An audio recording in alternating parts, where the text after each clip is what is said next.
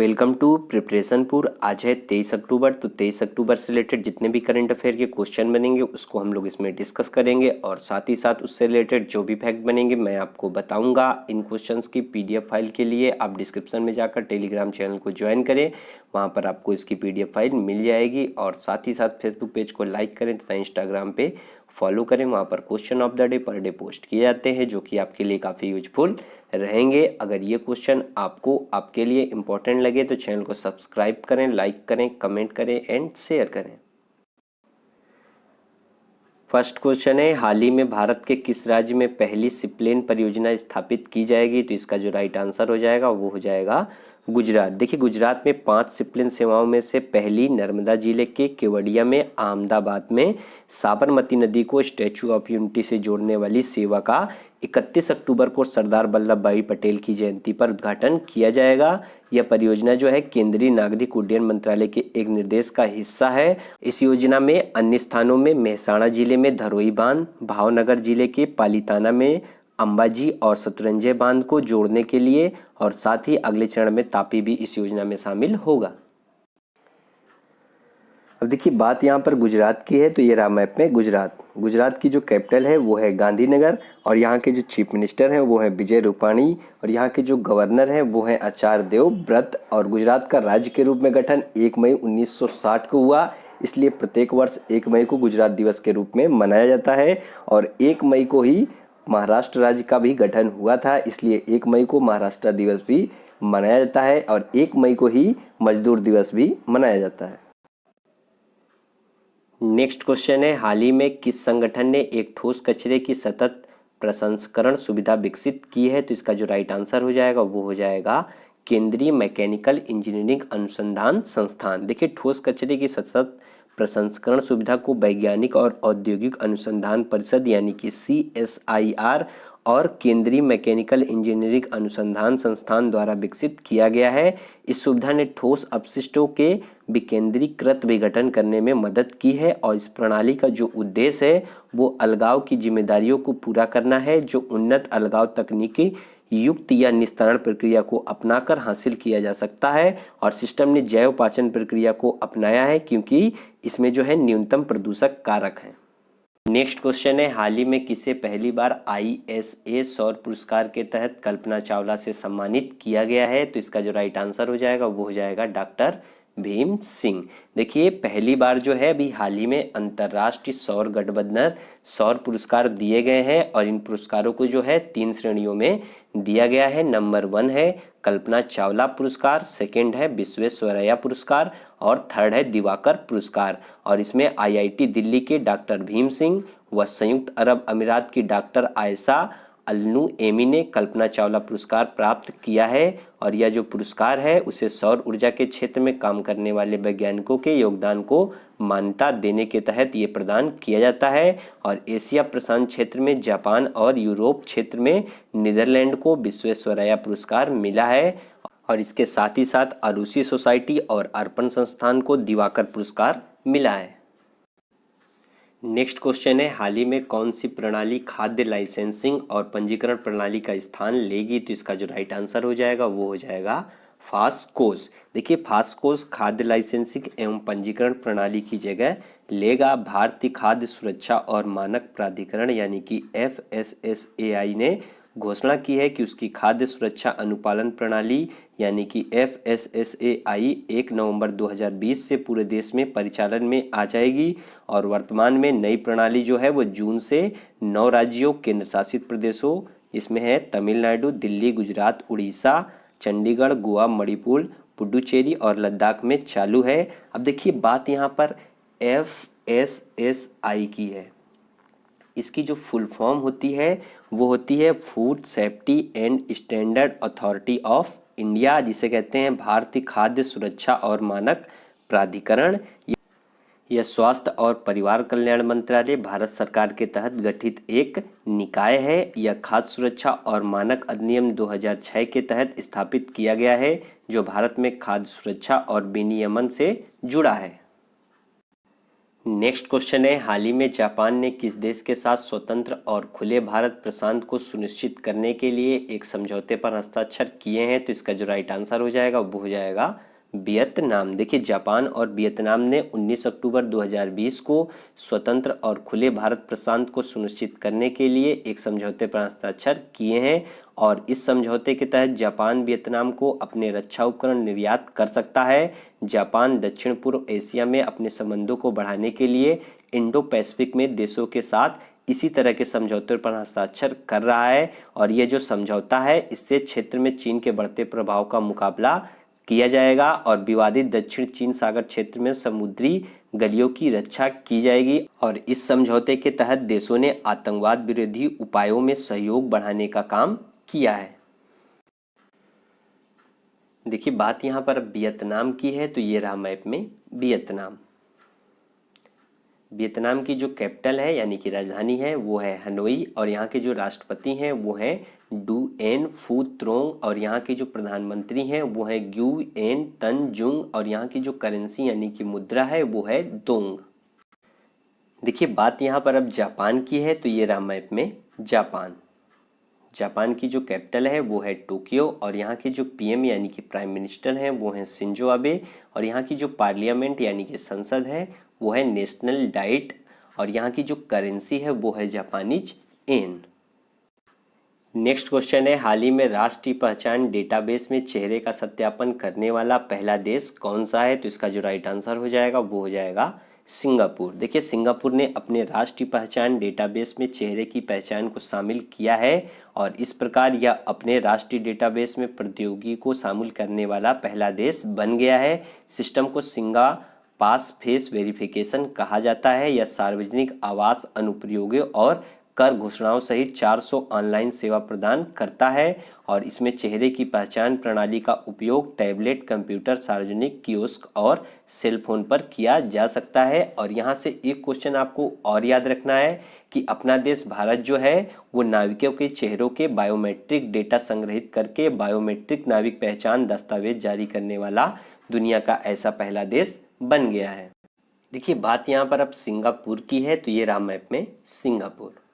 Singapore की जो capital है वो है सिंगापुर और यहाँ के जो प्रेजेंट टाइम में प्रेसिडेंट है वो है हलीमा याकूब और यहाँ के जो प्राइम मिनिस्टर हैं वो हैं ली हैसियन लूंग और यहाँ की जो करेंसी है वो है सिंगापुर डॉलर। नेक्स्ट क्वेश्चन है, रिलायंस जियो ने हाल ही में किस देश में क्वालकॉम कंपनी के साथ मिलकर 5G तकनीक का सफल परीक्षण किया है? तो इसका जो राइट आंसर हो जाएगा वो हो जाएगा अमेरिका। देखिए, अमेरिकी टेक्नोलॉजी फर्म क्वालकॉम के साथ मिलकर रिलायंस जियो ने अमेरिका में अपनी 5G टेक्नोलॉजी का सफल परीक्षण किया है। अमेरिका के सैन डिएगो में हुए एक वर्चुअल इवेंट में यह घोषणा की गई है। रिलायंस जियो के प्रेसिडेंट मैथ्यू ओमान ने क्वालकॉम इवेंट में कहा है कि क्वालकॉम और रिलायंस की सब्सिडरी रेडिसिस के साथ मिलकर हम 5G तकनीकी पर काम कर रहे हैं ताकि भारत में इसे जल्द लॉन्च किया जा सके। देखिए, बात यहाँ पर अब अमेरिका की है, तो ये रहा मैप में अमेरिका। अमेरिका की जो कैपिटल है वो है वाशिंगटन और यहाँ के जो प्रेजेंट टाइम में प्रेसिडेंट हैं वो है डोनाल्ड ट्रंप और यहाँ की जो करेंसी है वो है यूनाइटेड स्टेट डॉलर। और देखिए, यहाँ से एक क्वेश्चन आपको याद रखना है कि अमेरिका और कनाडा को जो डिवाइड करने वाली लाइन है उसे कहते हैं 49th पैरेलल। ऐसे ही साउथ कोरिया और नॉर्थ कोरिया को डिवाइड करने वाली जो लाइन है उसे कहते हैं 38th पैरेलल और ऐसे ही भारत और चीन को डिवाइड करने वाली जो लाइन है उसे कहते हैं मैकमोहन और भारत और पाकिस्तान को जो डिवाइड करने वाली लाइन है उसे कहते हैं रेड क्लिफ। नेक्स्ट क्वेश्चन है, किस राज्य सरकार ने हाल ही में प्रदूषण को लेकर रेड लाइन ऑन गाड़ी ऑफ अभियान शुरू किया है? तो इसका जो राइट आंसर हो जाएगा वो हो जाएगा दिल्ली। देखिए, दिल्ली सरकार ने दिल्ली में बढ़ते प्रदूषण पर लगाम लगाने के लिए रेड लाइट ऑन गाड़ी ऑफ अभियान की शुरुआत की है और इसके तहत जो है रेड लाइट ऑन होने पर वाहन चालक को इंजन बंद करना होगा और यह अभियान जो है आगामी 15 नवंबर तक सुबह 8 बजे से शाम 8 बजे तक चलेगा। यह अभियान मुख्य रूप से भीड़ वाले 100 रेड लाइट चौराहों पर चलाया जा रहा है। इस अभियान के जरिए लोगों को वायु प्रदूषण के खिलाफ लोगों को जागरूक करने और उनके दायित्व का एहसास कराने के लिए है। देखिए, बात यहाँ पर अब दिल्ली की है, तो ये रहा मैप में दिल्ली।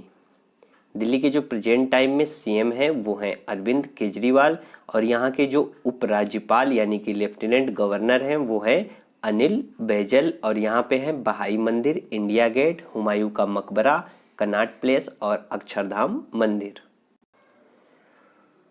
नेक्स्ट क्वेश्चन है, हाल ही में किसने आयुष्मान सहकार योजना का शुभारंभ किया है? तो इसका जो राइट आंसर हो जाएगा वो हो जाएगा नरेंद्र सिंह तोमर। देखिए, केंद्रीय कृषि मंत्री नरेंद्र सिंह तोमर ने आयुष्मान सहकार योजना शुरू की है, जिसे राष्ट्रीय सहकारी विकास निगम ने तैयार किया है।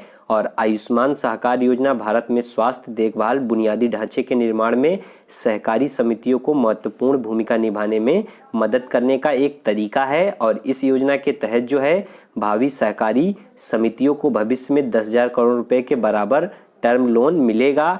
एनसीडीसी की आयुष्मान सहकार योजना का जो उद्देश्य है वो मुख्य रूप से ग्रामीण क्षेत्रों में स्वास्थ्य सेवाओं को बदलना है। नेक्स्ट क्वेश्चन है, हाल ही में कौन सा क्रिकेटर लगातार आईपीएल की 2 मैचों में शतक लगाने वाला पहला खिलाड़ी बन गया है? तो इसका जो राइट आंसर हो जाएगा वो हो जाएगा शिखर धवन। देखिए, शिखर धवन आईपीएल इतिहास के पहले खिलाड़ी बन गए हैं जिन्होंने लगातार 2 मैचों में 2 शतक लगाए हैं। इन्होंने पंजाब के खिलाफ अपना शतक 58 गेंदों में पूरा किया है। और शिखर धवन ने जो है इसके साथ ही साथ आईपीएल में अपने 5,000 रन भी पूरे किए हैं। और शिखर धवन आईपीएल में 5,000 रन बनाने वाले 5वें बल्लेबाज बन गए हैं। नेक्स्ट क्वेश्चन है, हाल ही में दिल्ली एवं जिला क्रिकेट संघ यानी कि डीडीसीए का निर्विरोध अध्यक्ष किसे चुना गया है? तो इसका जो राइट आंसर हो जाएगा वो हो जाएगा रोहन जेटली। देखिए, रोहन जेटली दिल्ली एवं जिला क्रिकेट संघ यानी कि डीडीसीए के निर्विरोध अध्यक्ष चुने गए हैं। इससे पहले अरुण जेटली जो है लंबे समय तक डीडीसीए यानी कि दिल्ली एवं जिला क्रिकेट संघ के प्रेसिडेंट की भूमिका इन्होंने निभाई थी। और पत्रकार रजत शर्मा के इस्तीफे के बाद से यह पद खाली था। इससे पहले जो है पत्रकार रजत शर्मा इसके प्रेसिडेंट थे। इस पद के लिए जिन लोगों ने नामांकन भरा था उन्होंने जो है अपना नाम वापस ले लिया है। और हालांकि देखिए, इसकी जो आधिकारिक घोषणा है वो 9 नवंबर को की जाएगी। नेक्स्ट क्वेश्चन है, हाल ही में पुलिस स्मृति दिवस कब मनाया गया है? तो इसका जो राइट आंसर हो जाएगा वो हो जाएगा 21 अक्टूबर। देखिए, पुलिस स्मृति दिवस प्रत्येक वर्ष 21 अक्टूबर को मनाया जाता है। इस अवसर पर देश के लिए अपने जीवन की कुर्बानी देने वाले पुलिसकर्मियों को याद किया जाता है। और इस मौके पर जो है शहीद पुलिसकर्मियों को प्रधानमंत्री मोदी ने श्रद्धांजलि दी है। देखिए, बात यहाँ पर अब इम्पोर्टेंट डे की है, तो अक्टूबर में जितने भी इम्पोर्टेंट डे अभी तक हम लोगों ने पढ़े हैं उसको एक सीक्वेंस में हम लोग रिवाइज करेंगे। तो देखिए, 1 अक्टूबर को मनाया गया वृद्ध व्यक्तियों के लिए अंतर्राष्ट्रीय दिवस, और 1 अक्टूबर को मनाया गया विश्व शाकाहारी दिवस, और 2 अक्टूबर को मनाया गया अंतर्राष्ट्रीय अहिंसा दिवस, और 2 अक्टूबर को ही मनाई गई गांधी जयंती, और 2 अक्टूबर को मनाई गई लाल बहादुर शास्त्री जयंती, 3 अक्टूबर को मनाया गया विश्व प्रकृति दिवस, और 4 अक्टूबर को मनाया गया विश्व अंतरिक्ष सप्ताह दिवस, जो कि 4 अक्टूबर से 10 अक्टूबर तक मनाया गया। और 4 अक्टूबर को ही मनाया गया विश्व पशु दिवस, और 5 अक्टूबर को मनाया गया विश्व शिक्षक दिवस, 8 अक्टूबर को मनाया गया भारतीय वायुसेना दिवस, 9 अक्टूबर को मनाया गया कोलंबस दिवस, और 9 अक्टूबर को मनाया गया विश्व पोस्ट दिवस, 10 अक्टूबर को मनाया गया विश्व मानसिक स्वास्थ्य दिवस, 10 अक्टूबर को ही मनाया गया मौत की सजा के खिलाफ विश्व दिवस, और 11 अक्टूबर को मनाया गया अंतर्राष्ट्रीय बालिका यानी कि अंतर्राष्ट्रीय बाल दिवस, और 12 अक्टूबर को मनाया गया विश्व गठिया दिवस, और 13 अक्टूबर को मनाया गया अंतर्राष्ट्रीय आपदा न्यूनीकरण दिवस, और 14 अक्टूबर को मनाया गया अंतर्राष्ट्रीय मानक दिवस, 15 अक्टूबर को मनाया गया विश्व छात्र दिवस, 16 अक्टूबर को मनाया गया विश्व खाद्य दिवस, और 17 अक्टूबर को मनाया गया विरोधी गरीबी दिवस, और 20 अक्टूबर को मनाया गया विश्व सांख्यिकी दिवस, और 20 अक्टूबर को ही मनाया गया राष्ट्रीय एकता दिवस, और 20 अक्टूबर को ही मनाया गया विश्व ऑस्टियोपोरोसिस दिवस, और 21 अक्टूबर को मनाया गया अब पुलिस स्मृति दिवस यानी कि पुलिस स्मारक दिवस। लास्ट क्वेश्चन जो क्वेश्चन ऑफ द डे में मैंने आपसे पूछा था वो पूछा था एशिया पावर इंडेक्स 2020 में किस देश को 100 में से 39.7 अंक के साथ चौथे स्थान पर रखा गया है? तो इसका जो राइट आंसर हो जाएगा वो हो जाएगा अपना देश भारत। नेक्स्ट क्वेश्चन है क्वेश्चन ऑफ द डे में आपके लिए कि वर्ल्ड बैंक ने हाल ही में गरीब देशों को कोरोना वायरस से निपटने हेतु कितने रुपए देने की घोषणा की है? इस क्वेश्चन का आंसर कमेंट बॉक्स में कमेंट करके बताना है और साथ ही साथ इसके बारे में भी लिखना है। अगर ये क्वेश्चन आपको आपके लिए इम्पोर्टेंट लगे तो चैनल को सब्सक्राइब करें, लाइक करें, कमेंट करें एंड शेयर करें। और इन क्वेश्चंस की ऑडियो फाइल के लिए आप डिस्क्रिप्शन में जाकर खबरी चैनल की लिंक पे क्लिक करके प्रिपरेशनपुर को फॉलो करें। वहाँ पर इसकी ऑडियो फाइल ऑडियो रिवीजन के रूप में पर डे अपलोड की जाती है, जो कि आपके लिए काफ़ी यूजफुल रहेगी। आज के लिए इतना ही रखेंगे। Thank you.